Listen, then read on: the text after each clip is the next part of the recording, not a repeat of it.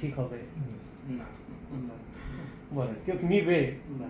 নিবেও না। বাট যে লোকটা গাড়ি ইউজ করতেছে, যে লেভেলের গাড়ি ইউজ করতেছে, তার কাছে কিন্তু সেই লেভেলের বন্ধুরা বলতেছে যে দোস্ত এরকম একটা গাড়ি কিনলে কিভাবে কিনতে পারি।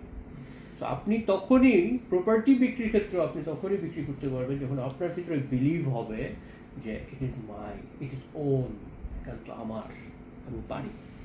তাহলে আপনার পক্ষে বিক্রি করাটা খুব ইজি হবে।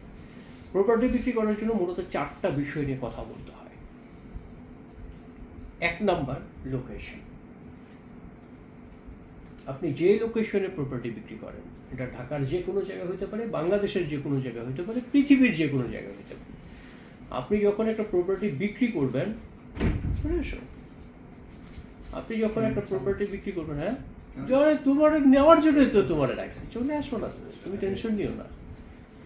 প্রপার্টি যখন বিক্রি করবেন, একটা মানুষ যখন কিনবে, তখন সে প্রথম যে জিনিসটা জিজ্ঞাসা করবে সেটা হচ্ছে প্রপার্টিটা কোথায়।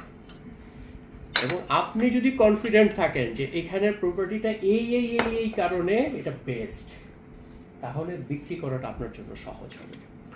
বাট আপনি যদি কনফিউশনে থাকেন যে এই জায়গায় কেন কিনবো,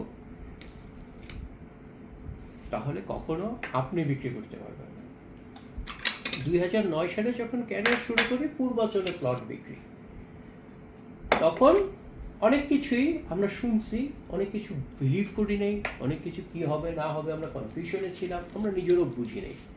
যেমন কুড়িল বিশ্ব রোড হবে, 300 ফিট হবে, 300 ফিট হলে বনানী থেকে আপনি 13 মিনিটে পৌঁছায় যাবেন।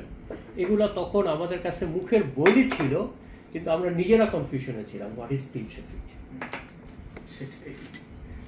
ঠিক আছে, এলিভেটেড এক্সপ্রেস হবে, এগুলোর ডিজাইন কিন্তু অনেক দিন যাবত। এখানে এই ফ্লাইওভারগুলো হচ্ছে, এই ফ্লাইওভারের সাথে এই 300 ফিট লিঙ্ক হবে, এখান থেকে কাঞ্চন ব্রিজ হবে, এটা এশিয়ান হাইওয়ে হবে। এগুলো কিন্তু পূর্বাচলের প্লট যখন আমরা বিক্রি করছি তারও আগে ডিজাইনগুলো করা। যখন আমরা কুড়িলের ডিজাইনটা দেখছি, আমাদের কাছে মাঝে মাঝে মনে হয়েছে এটা নিশ্চয়ই থাইল্যান্ড, দুবাই কোনোখান থেকে বোধহয় ছবিটা নিয়ে আসছে আমাদের দেখাচ্ছে।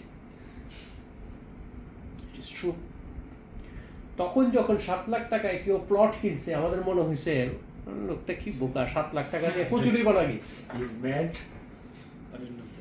ঠিক আছে, 7 লাখ টাকায় কি কিনছে, কচুরি বানাই গেছে। বিকজ অফ আমরা যেটা বিক্রি করতাম এটা কচুরি বানাই ছিল একবার। বাট যারা দূরদর্শী, আমরা চিনিটা যার যারটা শেষে নিয়ে নেক, মাসুদ ভাই জি, যার যার চিনি লাগবে শেষে নিয়ে নেক, আপনি বসে যান, যার লাগবে সে নিয়ে নেবে। হ্যাঁ,